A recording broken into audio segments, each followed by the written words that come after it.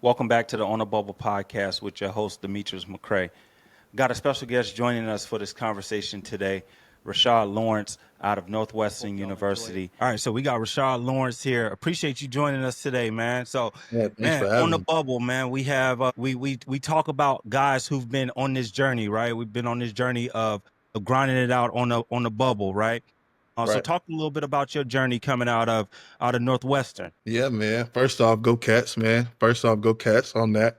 Again, thanks for having me, man. Yeah, my journey was interesting, man. I had a great time. I started off, man. I went undrafted to the Redskins. They were still the Redskins at the time, then out of the Commanders, right? From there, I finished out my rookie year in Chicago with the Bears, right? And then from there, my second and third year is what brought me down back to Florida with the Jags, repping Duval for a little bit, and then I had a brief stint over in New Orleans. Did like an off season there. And then I pretty much I made it up to the CFL after that. At that point, I went over, started out in Calgary, and then finished out in Hamilton, man. So 6 years professionally, man, and had a great time, man. Was able to hang around and make my way in some pretty cool locker rooms. I say that, man. Met some really great people along the way.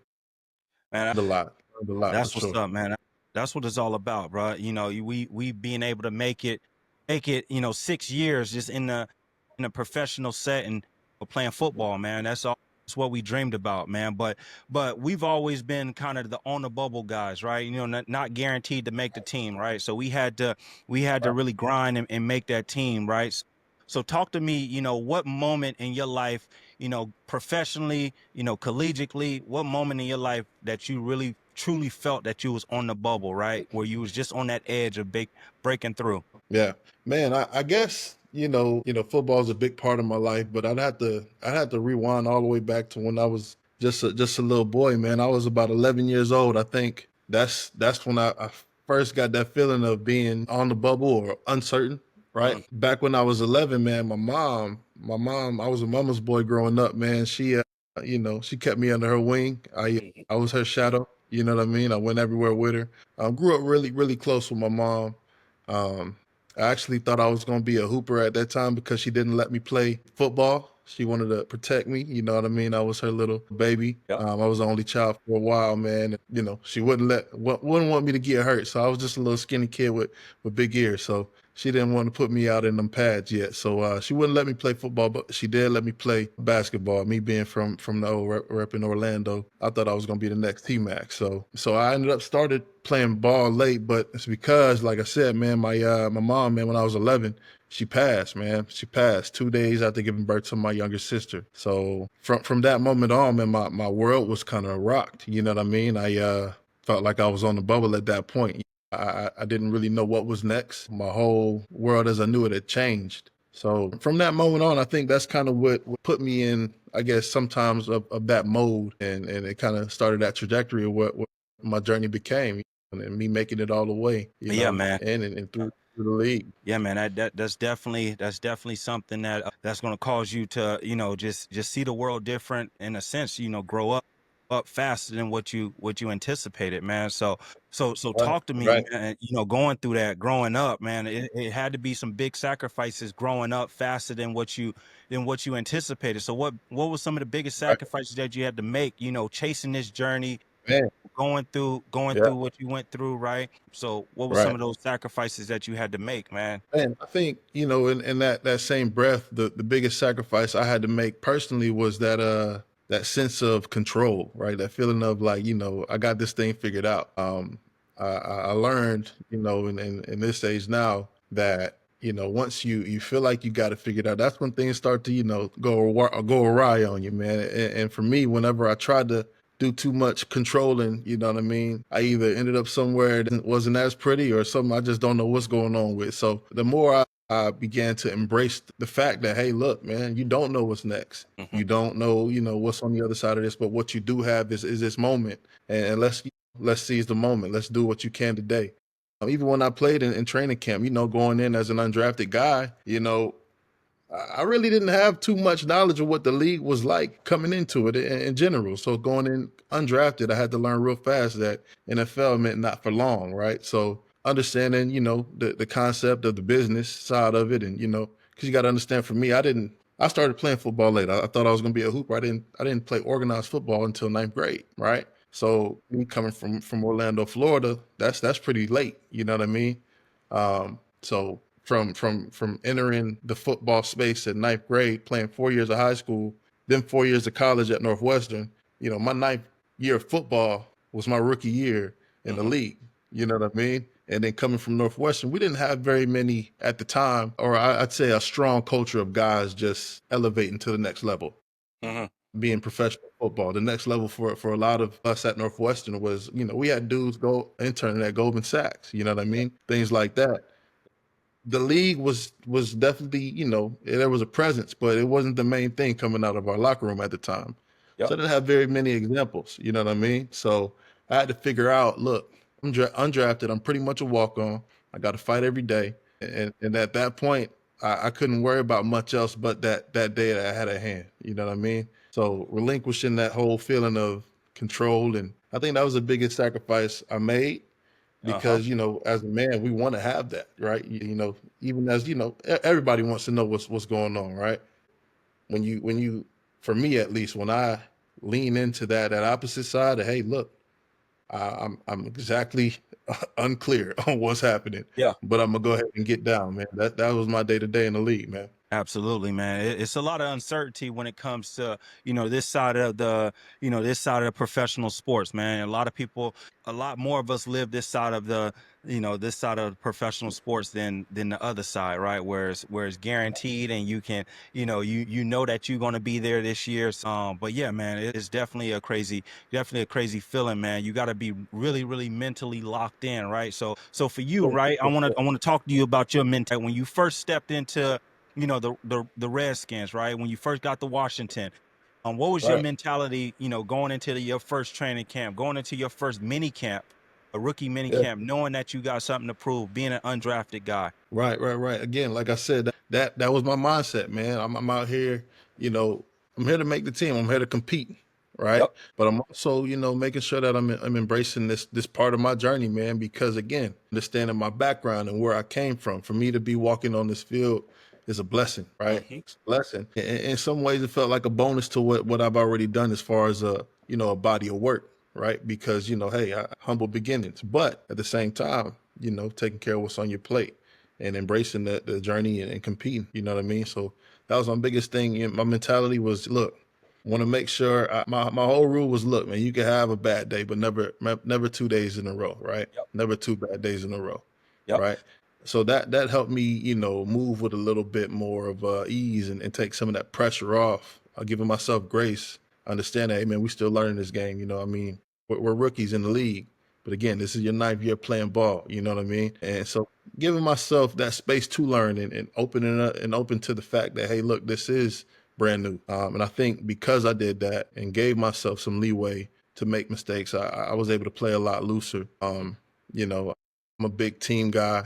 In training camps, as you know, it's a grind, man. I'd be a lie if I said I didn't lean on a lot of my teammates, during those times as well, to kind of get through that and make sure that I'm pulling somebody along. I think that was always my mentality, pulling somebody with, you know what I mean? Because I knew how it felt to be left behind and, be on the other end of that. So I want to make sure that nobody's really, we're out here on this field together. We sweating, we grind. Yeah, we might be competing for the same spot. But for me, it was always a little bit bigger, a little bit deeper than that. You know what I mean? So that was my main mentality with it. Absolutely, man. It's a different mindset that you have to have, right? It's definitely a different mindset. So yeah, man, I'm interested, man. Interested to hear. You talk about your journey through the league, kind of getting off topic of the bubble kind of topic. But talk to me, talk to the people, right? Did you have a welcome to the NFL moment? Man, I had a few. It was cool for me to be able to enter the league with the Redskins when I did, especially as a young wide receiver from Florida. That locker room was stacked. You know what I mean? We had guys like Santana Moss, you know what I mean? Pierre Garçon, D-Jack, right? Deshaun Jackson just got there that year when I came in 2014. We had Hank Tom there. We had some guys that were, I grew up watching these guys, you know what I mean? And then so for me, I think one of the moments, I say one of the moments because there's so many of them, but I remember transitioning from just the rookie activities to joining in with the team and getting to see some of those guys. And I remember that first meeting that we had with the veterans, and that's when it kind of clicked. Like, okay, because up until that point, we in shoulder pads, we get into it, but we amongst ourselves. You know what I mean? So that moment right there is when it all kind of clicked for me. Like, hey man, look, you here. You know what I mean? And from there, once I locked into that, man, it was kind of cool, man. We playing ball again, man. You know what I mean? This is just your new team. But yeah, That's what's up, bro. Yeah, y'all had a stacked team that year, man, with the quarterback room, all the way down to the receivers, and then y'all had Alfred Morris as well. So yeah, that team was stacked, bro. It was a lot of that's what people, God. Alfred Morris, he was one of those guys that was on the bubble as well coming in, and then he had a good year coming at that year as well. So, I believe he was a Yeah. seventh round pick. So, everybody get those opportunities. So yeah, man, what's getting back into the bubble and the start of your journey, right? Start of your NFL journey. What's one thing that you know now that you wish you would have known back then? Man, I think just, understanding that one, you're here for a reason. You know what I mean? Dive into that, right? Don't believe the distractions, right? For me, it was, since I was playing catch up mentally, do you belong, right? I always had those moments where I re-solidified that in my mind, but there was always some pieces of like, hey man, you at least got to prove it to yourself. And I think that's what kind of kept me going, man, honestly. Just trying to be better than that kid that was out there freshman year of high school. You know what I mean? I It's a funny story, man. Like I said, I started late, but I ended up making it on the JV squad my freshman year, which, big deal, whatever to some people, but I had no clue what that even meant, right? Because again, I'm new to football in general. You know what I mean? So I ended up starting every game my freshman year on JV, junior varsity, just learning how to strap my helmet up, pads, all that, man, borrowing cleats, you name it. You know what I mean? Started every game. Ended up dropping every football that was thrown to me in the game, though. 0 receptions. I might have had 1 or 2, man, but it felt like I dropped everything that year, right? And so that right there fueled me to get better and to really embrace the grind of the sport, pay my dues, right? So for me, I was always making sure I'm paying my dues, never comfortable about where I was at. You know what I mean? I'm always grinding and trying to get better. But in the midst of that, at some point, you got to realize, man, you didn't put this work in, right? You've put the work in. You have the skill set you have because of that. So believe and trust in your skills, trust in yourself. You know what I mean? Once you make it to the league, bro, you got the talent, right? We know that. It's about the mentality at that point. So understanding that, which I think it clicked for me as well during some of those training camp and mini camp, again, just understanding that and then just embracing the journey of it, grinding the journey. Absolutely, man. You giving some nice gems here. So yeah, man, just wanted to ask you as well, Ryan, what advice would you give someone, coming up, they're not certain about their career, or they might be one of those on the bubble guys or undrafted going into training camp right now, or they might be feeling stuck. What advice would you give to someone in that situation? Hey man, just rock out, man. Have some fun with it, man. Live in the moment. Since the fact that we are uncertain about it, let that be the fact. And let's go ahead and change reality, how we approach it. Bring somebody with you. Can't do it alone. And if you can bring somebody with you, that means that you're doing something right. You know what I mean? So that always kind of helped me hold myself accountable. You know what I mean? And look, just embrace it, man. I always tell some of my young guys that I work with, man, just live a little bit. You know what I mean? Slow down, slow down. Like, hey, be in the league. You know what I mean? Don't worry about being cut. Don't worry about winning the Super Bowl. Embrace the fact that you made it here. You know what I mean? And play ball from there. Rock out. Just rock out. At the end of the day, once you step between the lines, you got to rock out, man. So, yeah. It's just the game that we grew up playing, at the end of the day. Yeah. So At that yeah, point, man, if you got the talent, you belong. You belong in it. for sure. It don't matter where you was undrafted, don't matter where you was undrafted or where you was drafted. If you can play, you can play, and they gonna recognize that. So any and everybody gonna recognize that. But yeah, a few more questions, man, and I appreciate this more than what Man, you know. But a likewise. few more questions as well, man. Thinking about being on the bubble, Rand, that it teaches you a lot of about yourself. So what is Right. being in this situation really? what has that taught you, just about yourself? I mean, I think I said it a few times, a little bit about, or at least hinted on some of it as far as mentality wise, what I learned that I had as far as a reserve and a place mentally to tap into. For me, it was always that, you know what I mean? Just, understanding that this is all a part of your growth journey. So Mhm. again, the reason people love, team sports, or at least the reason I love team sports is it forces you to dig deep into that tank and figure out who you are, not only for yourself, but for, the people around you. You got people depending on you out here, and how are you going to perform in that circumstance, in that situation? And we get to do that play in and play out, right? And so, again, there's never a time where, the average human gets as many reps at, those real life, make or break situations, do or die, problem solving. We get thousands of reps at it. So for me, I think the biggest thing that I learned about myself is, one, I perform well under pressure when I let myself just relax, right? Yep. Just relax, man. Just relax. Just let yourself relax and go ahead and just process it and just slow this thing down. Whenever I get to thinking too fast or trying to do too much, right? I think that's the real thing. Trying to do too much outside your framework, that's when things go awry. You know what I mean? But just relax, do your job. And that's what I love about the sport, man. If you can learn to do that and do it well and trust what's around you, it kind of works itself out. Nice, nice. Well, few more things I want to touch on, man. And so talking about your journey, right? Right now not playing football, retired right now after 6 incredible seasons. What does success mean to you now? Like, what does life look for you now? Yeah. Yeah, man. So I'm a girl dad these days, man. So married, Uh-huh. right? So I'm a husband. I'm a father, and like I said, a girl dad.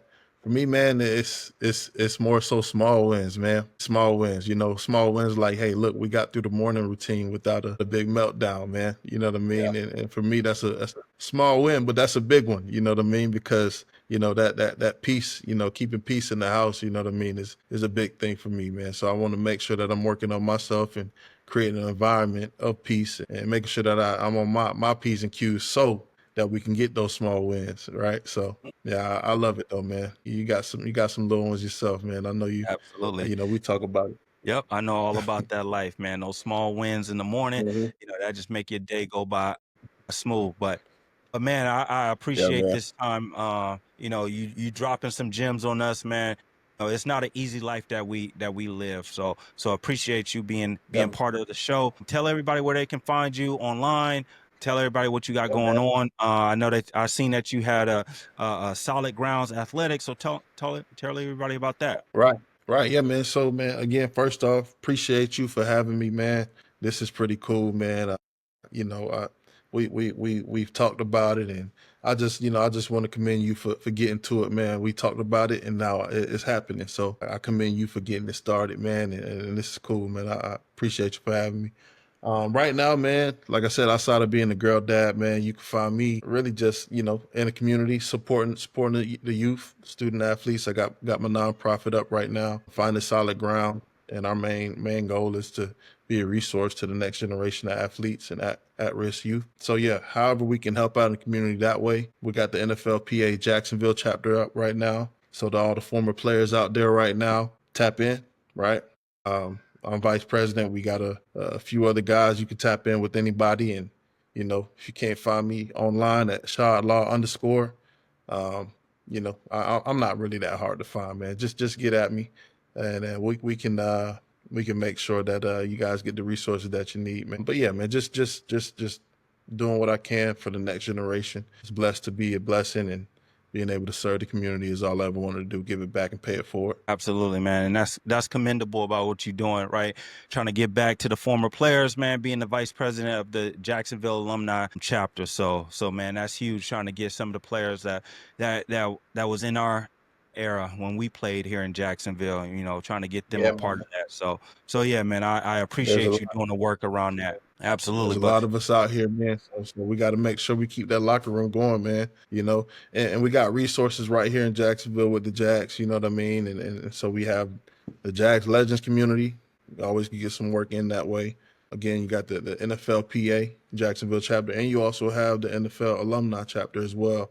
that I'm involved in as well. So there's plenty ways for us to keep that locker room going. That's my main goal with it. Like you said, man, there's a lot of guys, old and young, fresh out, some been out for a while, but making sure that we realize that we still got each other and we still got, once you put that shield on, you still got the shield. You just got to go seek it a little bit. Yep, But we here.